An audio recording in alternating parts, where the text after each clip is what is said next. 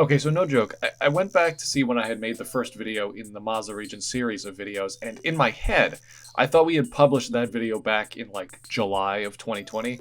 But after checking the upload date, I was reminded that we are just a month away from the 1 year anniversary of the Mazda region's creation.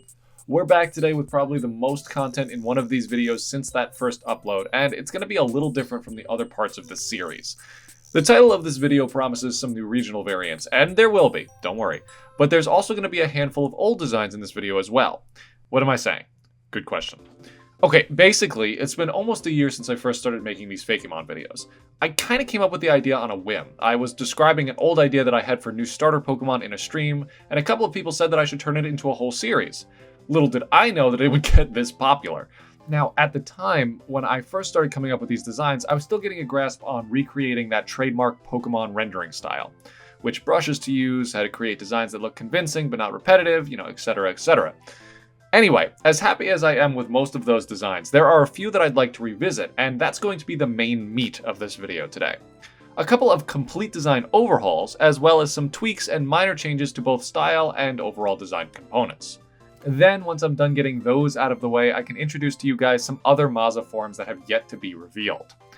I think that's about enough preamble for now. I don't want to waste any more time. This is going to be kind of a long video, so let's get into the good stuff. We're going to start with the starters, the grass starters specifically.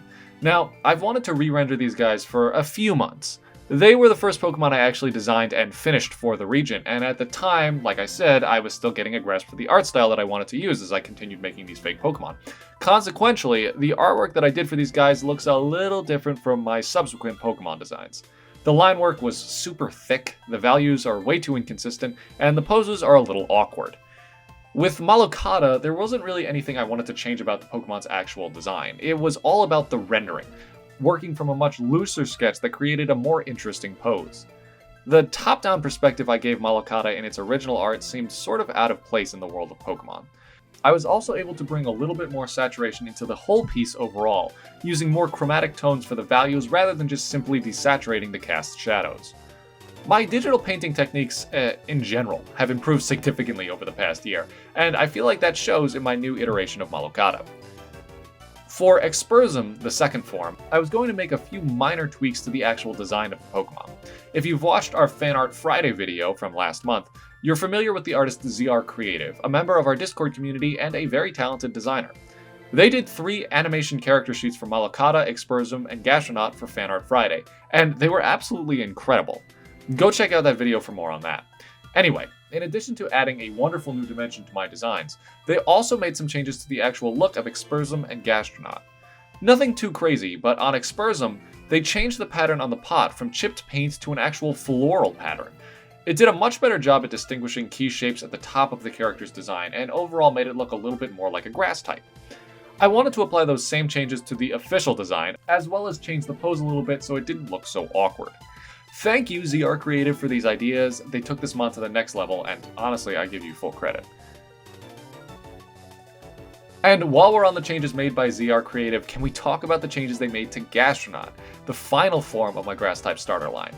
Originally, it had its body covered in mud, wearing pottery as armor only on its shoulders and on its head. But considering how much defense I wanted this Pokemon to have, it made much more sense for most of its body to be armored.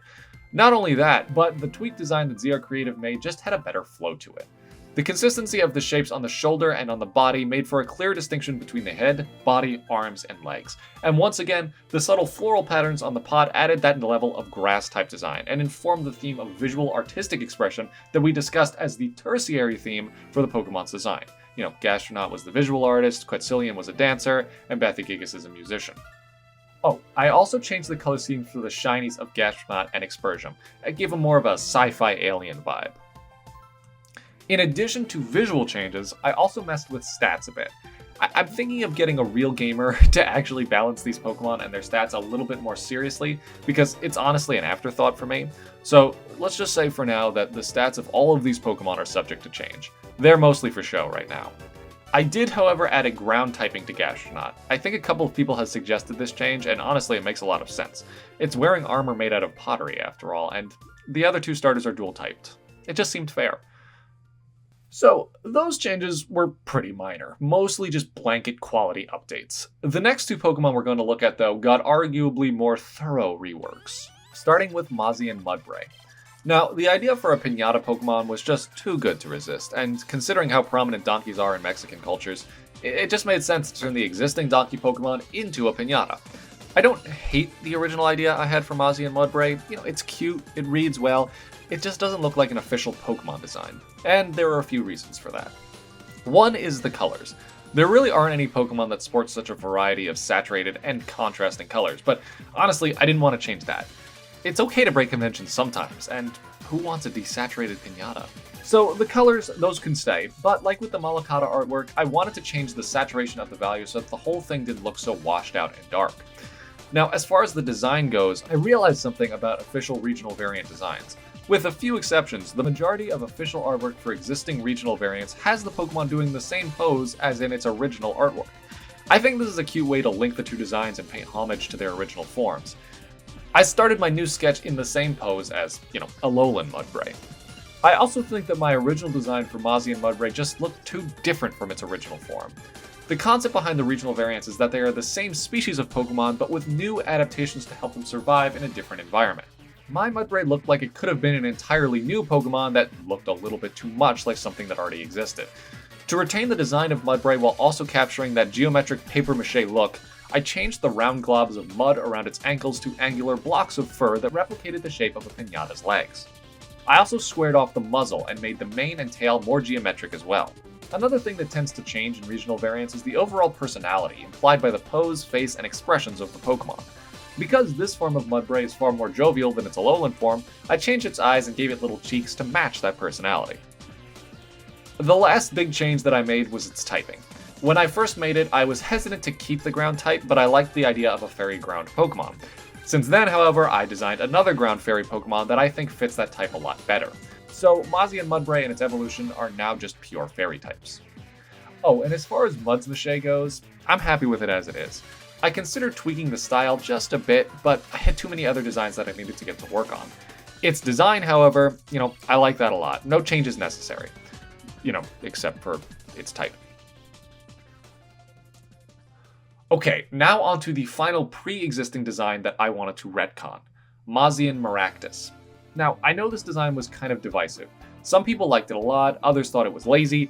Personally, I agreed with the latter. Not only was it a cliché, but part of me felt like it was kind of borderline tasteless. It didn't resonate with me as a respectful representation of Mexican culture. It kind of looked more like a little bobblehead you would pick up at a shitty theme park in South Carolina. I mean, yeah, it was cute, but I just wasn't happy with it. Cultural significance aside, it also suffered from some of the same problems that I discussed with my last few Pokemon. Not only that, it just looked too involved to be a regional variant of Miractus. It was just too different. I needed to figure out how to make it look like a different adaptation of Miractus' species, not an evolution. The initial concept was based around jalapeno peppers, so I decided to make that the focus of this redesign. It's a pure fire type, sort of a tricky Sudowoodo kind of deal, so I wanted that to come across a little stronger too. And like I discussed with Mudbray, the personality of this design should feel different from Unnovan Miractus. Because it's a sinister, spicy boy, I gave it a more fiendish face, which worked well with its new head adornments that were not only shaped like peppers, but also gave the head, kind of a devil shape. The patterns on the body were to look somewhere in between fire and plant petals, but I omitted the frilly leaf cuffs that were designed to be more relevant in the original form, where the concept was based off of flamenco dancers.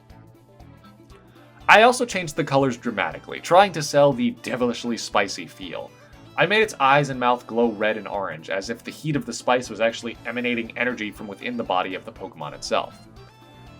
I get the feeling that some people will prefer the original design that I had for Mezian Miractus over my redesign, but personally, I'm much more happy with this iteration.